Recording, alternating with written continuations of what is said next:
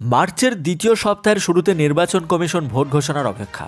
তারপরে লোকসভা নির্বাচনের দামামা বাজবে।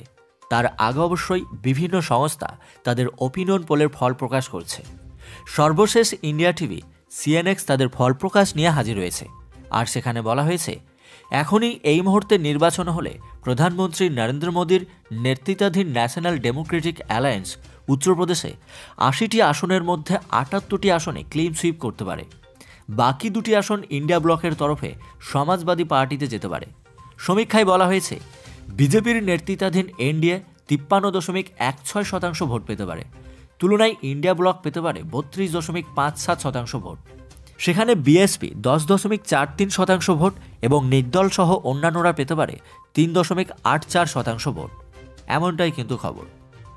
এনডিএ পশ্চিম উত্তরপ্রদেশে ৮টি আসন, রোহিলখণ্ডে ১২টি আসন, বুন্দেলখণ্ডে ৪টি আসন এবং অধোয়ে ১৪টি আসন পেতে পারে।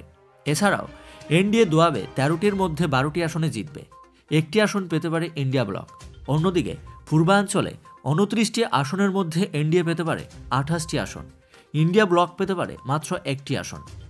ইন্ডিয়া টিভির সিএনএক্সের সমীক্ষায় উত্তরপ্রদেশের ২০টি আসনের ভবিষ্যৎবাণী করা হয়েছে। সেখানে বলা হয়েছে, প্রধানমন্ত্রী মোদী বারাণসীতে বড় ব্যবধানে জিততে চলেছে। এছাড়া এনডিএ প্রার্থীরা মুজাফফরনগর, বাগপত, গাজিয়াবাদ, লখনৌ, এলাহাবাদ, ফৈজাবাদও বড় ব্যবধানে জয়ী হতে পারে। অন্যদিকে মণিপুর থেকে বড় ব্যবধানে জিততে পারে ইন্ডিয়া ব্লকের প্রার্থী। আজমগড়ে ইন্ডিয়া ব্লকের প্রার্থী তার প্রতিদ্বন্দ্বিতা থেকে কিছুটা এগিয়ে থাকবে, এমনটাই ভবিষ্যৎবাণী করা হয়েছে। সমীক্ষায় বলা হয়েছে, এনডিএ প্রার্থীরা আমেঠি, গৌতম বুদ্ধনগর, পিলভিত, সুলতানপুর, কনৌজ ও মির্জাপুরে ইন্ডিয়া ব্লকের প্রার্থীদের থেকে সামান্য এগিয়ে থাকবেন। এবার এনডিএ প্রার্থীরা রায়বেরেলি, রামপুর, ফৈজাবাদ, বেদায়ুন এবং গাজীপুরে তীব্র প্রতিদ্বন্দ্বিতার মুখে পড়বেন, এমনটাই সমীক্ষায় উঠে আসছে। এই সমীক্ষা চালানো হয়েছে উত্তরপ্রদেশের ৮০টি কেন্দ্রে ৫ থেকে ২৩শে ফেব্রুয়ারির মধ্যে।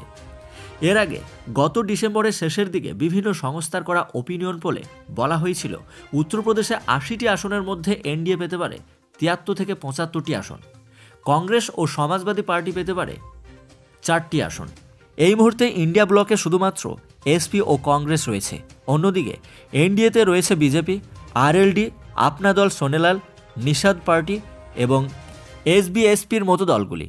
প্রসঙ্গত, ২০১৯-এর লোকসভা নির্বাচনে বিজেপির নেতৃত্বাধীন এনডিএ উত্তরপ্রদেশ থেকে ৬৬টি আসনে জয়ী হয়েছিল। মায়াবতীর নেতৃত্বাধীন বিএসপি ১০টি, সমাজবাদী পার্টি ৫টি এবং কংগ্রেস ১টি আসনে জয় পেয়েছিল। তো এই বছরের লোকসভা নির্বাচন নিয়ে আপনার কি ভবিষ্যৎবাণী? বিজেপি কতগুলি আসন পাবে এবং কংগ্রেস পাবে কতগুলি এবং অন্যান্যরা কতগুলি পেতে পারে? অবশ্যই কমেন্ট করবেন।